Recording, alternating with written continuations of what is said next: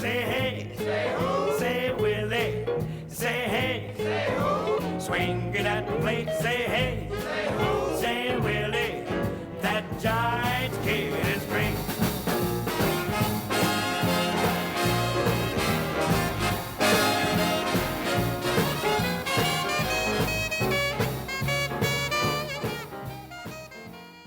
Well, hey everybody, Alex here with my very first pickup for 2021. It's a big one, it's a beautiful one. It's the 1954 Topps Willie Mays card, and you can see that this is a PSA 2. And we're going to talk a little bit about why this is a 2. I think it's a beautiful looking 2, and it's just a great card. This card has been on my short list ever since I moved away from the 53 Bowman color set, completed that set, and have been looking at other cards. This has been one of the cards on my list. You know, looking at my short list of cards, I think I must be a huge fan of the 54 Topps set because I have a number of cards from that set bookmarked as cards that I want to eventually pick up. This is my very first 1954 Topps card. Big fan of this set. I think it's one of the nicest sets that Topps made. In fact, I might even say that this is my favorite of theirs from the 50s, maybe my favorite of theirs of all time. I just think they really nailed the design for this year. Okay, so let's talk a little bit about the grade for this card. I usually don't like to linger on grading as a topic, but I think in this case it's kind of interesting. My first response when I saw this card pop up on eBay was, how is that a 2? Because I think it looks fantastic.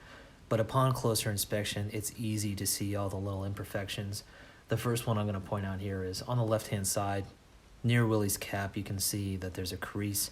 It's pretty faint. It's not really an eyesore in my opinion, but it's there. There's also some faint scuffing on the yellow background. Willie has a little kind of a paper loss slash just above his right eye. And of course, what's usually an issue with these vintage cards will be rounded corners. Now, turning the card over to take a look at the back, the first thing I want to point out is this faint circle in the bottom left-hand corner of the card. It almost looks like a greasy washer, maybe from somebody's garage, sat on this card for a while and left an imprint, something like that. And there's a little bit of kind of staining. It almost looks like some gummy residue on the back of the card. But overall, I think the front of this card is stunning. I think it's really well centered. I think it presents really well, and by and large, these little imperfections do not detract from the overall enjoyment of the card.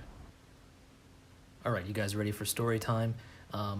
This I'm going to need the back of the card for, so let's take a look at the back again, and one of these wonderful vintage cartoons that usually has a little piece of trivia about the player on the back of the card. So this one tells a story about a great catch that Willie Mays made. So it says, Willie made one of the greatest plays in Giants history on August 15th, 1951. With the score tied and men on first and third, he raced far to his left and caught a low liner in the webbing of his glove, made a complete turn, and threw out the runner trying to score. Now, what's kind of interesting about this is that this card obviously was released in 1954, before the 1954 World Series, which, of course, the New York Giants won against the Cleveland Indians, the only time the Giants won the World Series while they were in New York City. And of course, most famously, Willie Mays made his catch, the catch, in Game 1 of that series.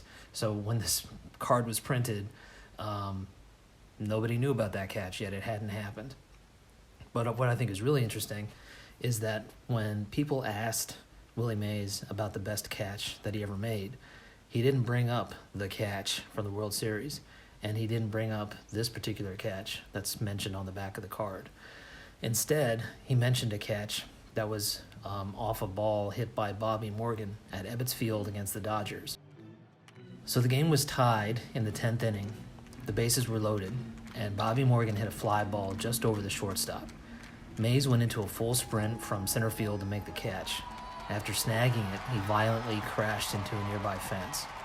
And Mays described that Ebbets Field was so small that no matter where you ran, you were sure to hit a fence eventually. So he went full force into this fence, and he fell to the ground. He then says the first thing he saw when he came to were two men standing over him. They were Leo DeRocher, his manager, and Jackie Robinson. Now Mays says to himself, why is Jackie out here? Because obviously he's on the Dodgers and he would have been in the dugout at the time. Well, Leo was out there to see if his player was okay, but Robinson was out there just because he wanted to see if Mays had made the catch. Alright guys, thanks for checking out the video. Take care. Talk to you all soon. What you gonna say? Say hey.